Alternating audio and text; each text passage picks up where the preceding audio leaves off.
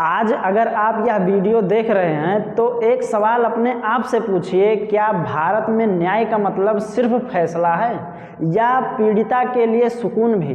और ये सवाल आज पूछना जरूरी इसलिए हो गया है क्योंकि दिल्ली हाई कोर्ट ने उन्नाव रेप केस 2017 के दोषी कुलदीप सिंह सेंगर को बेल दे दी है।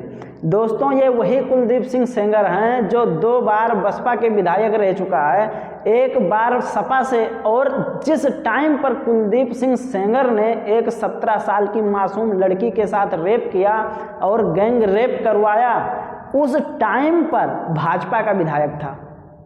दिल्ली हाई कोर्ट ने इस अपराधी को बेल दे दी, लेकिन सवाल ये है कि क्या हाई कोर्ट के इस फैसले से सिर्फ एक अपराधी बाहर आया है? क्या उस पीड़िता के जख्म फिर से हरे भरे नहीं हुए? उम्र कैद की सजा पाकर भी एक अपराधी बेल पर बाहर घूम रहा है और एक 17 साल की मासूम लड़की जिसके साथ रेप हुआ आज़ाद होकर भी अपनी जिंदगी गुमनामी में बिता रही है। क्या यही है इस देश की न्याय व्यवस्था?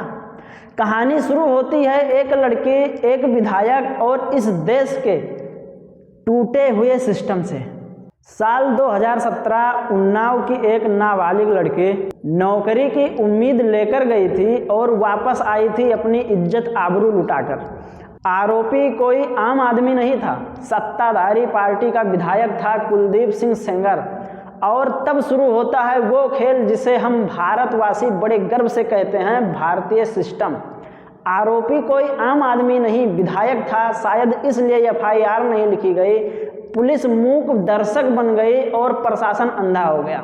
जब न्याय की कोई उम्मीद न रह गया, जब न्याय नहीं मिला, तो उस लड़की ने खुद को आग लगाने की कोशिश की। सोचिए, कोई लड़की आत्मदाह तभी करती है जब सिस्टम उसे जिंदा मार चुका होता है। उस लड़की का कसूर सिर्फ इतना था कि उसका बाप जिंदा था और लगातार सिस्टम से सवाल पूछ रहा था।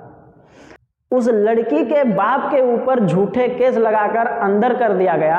हमारे सिस्टम ने उस लड़की के बाप के ऊपर झूठे केस लगाकर अंदर कर दिया हमारे सिस्टम ने। और फिर न्यायिक हिरासत में ही उस लड़की के बाप की मौत हो गई।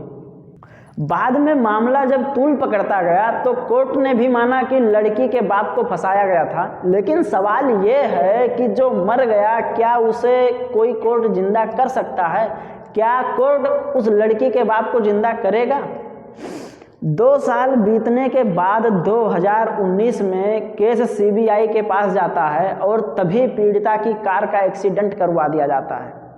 सोचिए कि उस एक्सीडेंट में उसके ही परिवार के 2 लोग मारे जाते हैं, जिसमें उसका वकील भी बैठा था, पीड़िता का वकील साथ में था, और उस कार का एक्सीडेंट करवा दिया जाता है एक 12 चक्के ट्रक से। 2 रिश्तेदार मरे, लड़की मौत से लड़ी। और ये जमीनी हकीकत है कि भारत में जब भी कोई केस सत्ता तक पहुंचता है तो देश में दुर्घटनाएं तेज हो जाती हैं। 2019 में विधायक कुलदीप सिंह सेंगर को उम्र कैद की सजा हुई। 40 साल प्लस की सजाएं। उस अपराधी को सजा मिलने के बाद देश की आम जनता ने राहत की सांस ले, लगा कि अब सिस्टम सुधर गया। लेकिन असली कहानी अभी बाकी थी। 23 दिसंबर 2025 को दिल्ली हाई कोर्ट कहता है कि आरोपी को बेल दे दी गई है। कानून कहता है कि बेल देना मतलब बरी करना नहीं, यह सेंटेंस्ड सस्पेंशन है। अपील लंबित है। आरोपी 6 साल जेल में रह चुका है। मतलब कोई भी अपराधी अगर 6 साल जेल में बिताने के बाद बाहर आ सकता है। भाई, कानून अपनी जगह सही हो सकता है, लेकिन सवाल कानून से बड़ा है कि साहब न्याय का क्या? सोचो, अगर यही रेप किसी आम आदमी ने किया होता, किसी मजदूर ने किया होता, तो क्या FIR टलती? क्या तब भी एक मासूम सी लड़की के पिता का पुलिस कस्टडी में मौत हो जाता?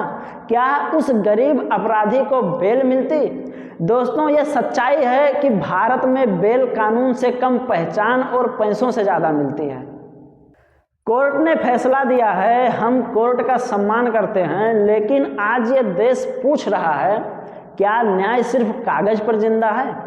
मैं पूछता हूँ, क्या भारत में न्याय अमीरों के लिए समय पर और गरीबों के लिए तारीख पर मिलता है?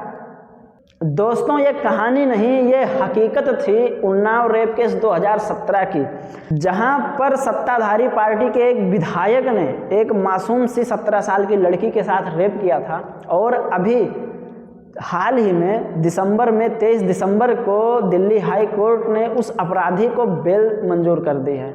मतलब सोचो कि कुलदीप सिंह सेंगर ने पूरे वकीलों की एक सेना खड़ी कर दी थी दिल्ली हाई कोर्ट में। और मैं उन वकीलों से भी पूछना चाहता हूं कि अगर वही मासूम लड़की तुम्हारे घर की होती, जो लोग कुलदीप सिंह सेंगर के पक्ष में जाकर अपनी दलीलें दिए हैं दिल्ली हाई कोर्ट में, तो क्या वो दलीलें देते सिर्फ पैसों के लिए? अगर वो मासूम सी लड़की 17 साल की नाबालिग लड़की अगर इन वकीलों के घर की होती, नहीं तो किसी जज के घर की होती, नहीं तो किसी सरकारी ऑफिसर के घर की होती, तो क्या तब भी ये वकील जाकर दलीलें देते एक अपराधी के पक्ष में? आप लोग अपनी राय कमेंट में ज़रूर बताएं और हो सके तो ज़्यादा से ज़्यादा शेयर करें। जय हिंद, वंदे मातरम।